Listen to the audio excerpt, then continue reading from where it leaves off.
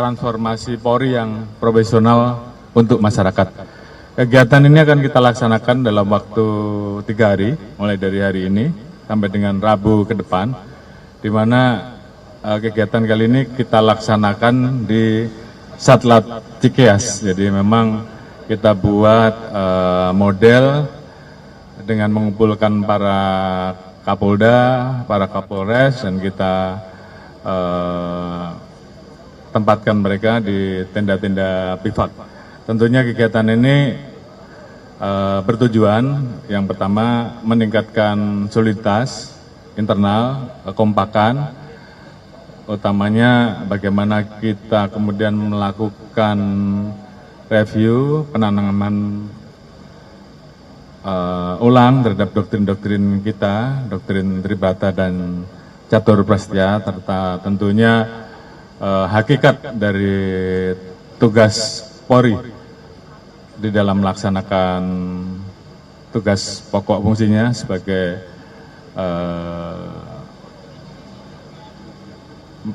pelaksana alat negara di bidang Harkaptibmas, di bidang penegakan hukum, dan juga memberikan pelindungan, pengayoman, dan pelayanan terhadap keamanan yang ada di dalam negeri.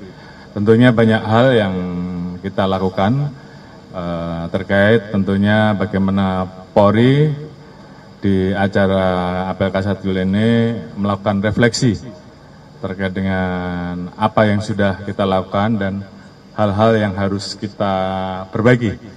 Bagaimana semangat dari upaya Polri untuk merespon Komisi Reformasi, dan tentunya ini juga bagian dari upaya kita juga untuk melakukan perbaikan-perbaikan, termasuk juga menghadirkan pembicara-pembicara yang memiliki kualifikasi yang tentunya tidak diragukan lagi. Salah satunya beliau tadi, Prof. Zilmi, selaku Ketua Tim Reformasi yang membuka, nanti ada lagi Prof. Mahfud, dan kemudian para menteri yang lain, dan juga kita mengundang pembicara dari kepolisian Hong Kong terkait dengan kita ingin mencari model-model untuk penanganan aksi, khususnya kebebasan mengeluarkan pendapat, dan juga bagaimana kita membedakan antara upaya kita dan mengubah doktrin kita dari yang tadinya menjaga menjadi melayani, khusus untuk saudara-saudara kita yang melakukan atau menjalankan haknya yang diatur dalam kebebasan mengeluarkan pendapat. Di satu sisi kita juga tentunya memiliki konsep dalam menghadapi rusuh massa yang tentunya apabila ini tidak kita kendalikan tentunya akan berdampak terhadap stabilitas Kamtibmas, berdampak kepada terganggunya fasilitas-fasilitas publik, sektor-sektor ekonomi yang lain yang tentunya harus kita jaga. Ini bagian yang tentu kita jadikan evaluasi sekaligus kemudian pembahasan di dalam apel Kasatwil ini. Termasuk juga hari ini kita meluncing baju Pamapta sebagai salah satu bentuk bahwa kita ingin melakukan respon cepat dengan memanfaatkan, memadukan antara pelayanan digital kita 110 dengan respon cepat yang dilaksanakan oleh kepolisian terhadap apa yang menjadi laporan masyarakat, sehingga pada saat ada pengaduan Polri bisa segera turun, termasuk bagaimana bagi kita menguatkan interaksi pelayan kita, kehadiran kita di tengah-tengah masyarakat, dan tentunya juga beberapa upaya yang harus kita lakukan karena adanya KUHP baru dan juga isu-isu terbaru yang mau tidak mau Polri harus segera melakukan perbaikan maupun perubahan, termasuk tadi kita perkenalkan beberapa model market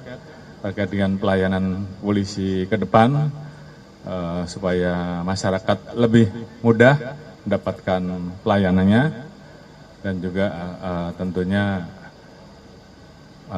penggunaan pakaian yang kita harapkan bisa memberikan pengamanan dan perlindungan pada polisi pada saat melaksanakan tugas. Intinya kita harapkan dengan apel Kasatwil ini tentunya ini menjadi semangat Polri untuk kemudian mengkonsolidasikan ulang dan kemudian mewujudkan institusi Polri yang lebih responsif, adaptif, dan kemudian tentunya betul-betul bisa mewujudkan institusi Polri sesuai dengan apa yang diharapkan masyarakat. Mungkin itu yang bisa kami sampaikan. Terima kasih.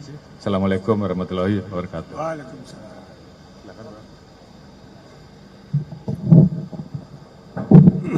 Baik, Assalamualaikum warahmatullahi wabarakatuh.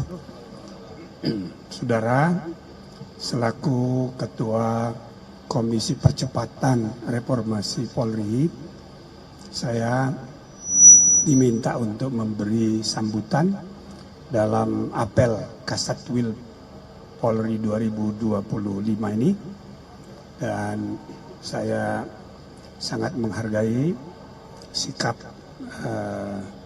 adaptif dan responsif yang ditunjukkan oleh Polri di bawah kepemimpinan Pak Listio Sigit. Mudah-mudahan transformasi Polri makin profesional untuk kepentingan melindungi, mengayomi, dan melayani masyarakat. Ini jadi tema penting dari apel Kasatwil 2025 ini, dan saya rasa ini cermin dari sikap adaptif dan responsif yang tadi sudah dijelaskan. Jadi paradigma lama yang mencegah dan lain-lain sebagainya diubah menjadi pelayanan. Jadi isu penting yang dihadapi kepolisian juga yang saya catat dari apa yang tadi disampaikan oleh Kapolri, ada kesungguhan untuk melakukan modernisasi tata kelola. Modernisasi tata kelola termasuk juga digitalisasi pelayanan publik. Nah, ini patut diapresiasi, ya, sesuatu yang harus kita beri perhatian sungguh-sungguh, dan bahkan semua lingkungan lembaga-lembaga penegakan hukum, mulai dari Polri sampai ke peradilan, ya, gagasan modernisasi tata kelola, judicial governance, ini sangat serius untuk perbaikan ke depan. Maka harapannya mudah-mudahan, ya, tugas kami selama 3 bulan ya ke depan, paling tidak bulan pertama saya tetap terus membuka kepada masyarakat luas untuk memberi masukan sebanyak-banyaknya, sekritis-kritisnya tentang kebijakan-kebijakan yang perlu kita perbaiki untuk reformasi kepolisian ini sebagai bagian dari upaya kita memperbaiki sistem negara hukum kita, mulai dari pangkal sampai ke ujung, mulai dari polisi yang langsung berada di garis depan sampai ke para hakim pada waktunya. Tapi mari kita selesaikan tugas kita mulai dengan kepolisian sesuai dengan amanat Bapak Presiden waktu memberi pengarahan pada Komisi Percepatan Reformasi ini ketika dilantik dan diberi pengarahan di istana. Ini banyak yang harus kita perbaiki, ya, dalam kinerja bernegara kita. Tapi ya kita mulailah satu persatu, ya. Nah, saya rasa ini aja yang perlu saya sampaikan. Saya ucapkan selamat pada keluarga besar Polri. Apel Kasatwil 2025 saya anggap sangat sukses dan memberi inspirasi untuk kemajuan perbaikan ke depan. Terima kasih. Assalamualaikum warahmatullahi wabarakatuh. Cukup ya? Nah, cukup ya.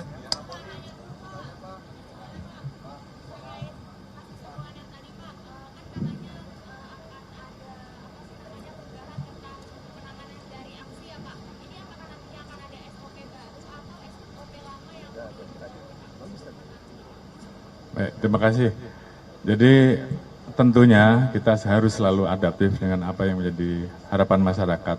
Makanya tadi tagline kita juga kita ubah dari yang awalnya menjaga menjadi melayani. Artinya terhadap saudara-saudara kita yang ingin menyampaikan kemerdekaan pendapat di muka umum, maka peran Polri memberikan pelayanan. Semenjak mulai dari diberitahukan, kita kemudian menanyakan apa saja yang menjadi hal-hal yang mungkin Polri harus bisa membantu memfasilitasi. Misalkan menghubungkan dengan institusi terkait yang akan digunakan sebagai tempat untuk menyampaikan pendapat, apakah itu pemerintah daerah, DPRD, DPR, sehingga kemudian terjadi dialog, ya, terjadi dialog yang efektif, dan kemudian pesannya sampai, jangan sampai terdistorsi, apalagi ada tunggangan-tunggangan yang justru nanti tujuan dari penyampaian di muka umum atau penyampaian pendapatnya tidak sampai. Jadi kualitas itu yang tentu kita jaga. Kemudian tentu tadi kita akan melihat model-model yang ada sehingga kemudian kita mendapatkan satu pola yang benar, yang terukur untuk membedakan mana yang melakukan kebebasan berpendapat, dan juga di satu sisi kita menjaga atau mengklaster agar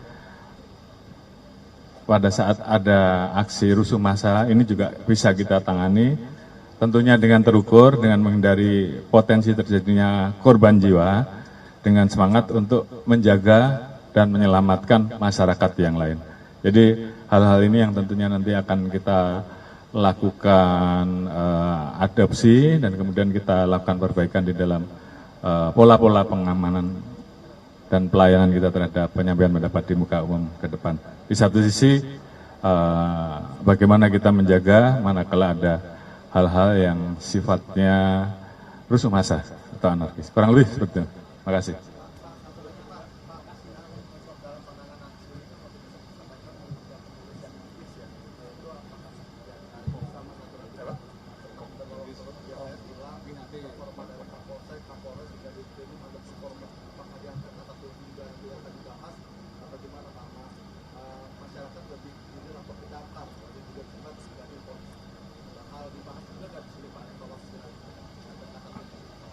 Ya, saya kira dengan layanan 110 tadi yang nanti akan kita sempurnakan, harapan kita setiap laporan yang masuk bisa direspon cepat. Cukup dengan memencet 110. Sehingga ini yang sekarang sedang kita lakukan perbaikan, sehingga kemudian masyarakat yang melaporkan tidak kecewa. Harapan kita dengan memencet 110, maka respon segera bisa diperoleh, kehadiran masyarakat, kehadiran polisi terkait dengan apa yang menjadi pengaduan masyarakat juga segera bisa ditindaklanjuti, termasuk juga tadi kita memperkuat pengawasan di bidang propam, sehingga hampir di semua tempat itu kita tempel pengawasan, sehingga begitu masyarakat melihat ada Polri yang mungkin melakukan pelanggaran, bisa langsung lapor, dan tadi sudah kita tekankan bahwa propam harus segera menindaklanjuti. Mungkin kalau dilihat mungkin di halte, di ruang hotel, di lift, itu semuanya sudah kita pasang bagaimana kalau ada masalah tinggal pasang barcode, laporkan di situ, maka propam akan langsung tangani. Hal-hal itu yang tentunya kita lakukan perbaikan, termasuk tentunya memberikan kemampuan mengisi dengan kemampuan yang dibutuhkan sebagai seorang pemimpin, baik di tingkat bawah, di tingkat menengah maupun di tingkat atas, tentunya itu menjadi bagian yang terus-menerus harus kita lakukan perbaikan sesuai dengan kebutuhan masyarakat yang terus berkembang. Saya kira itu. Terima kasih.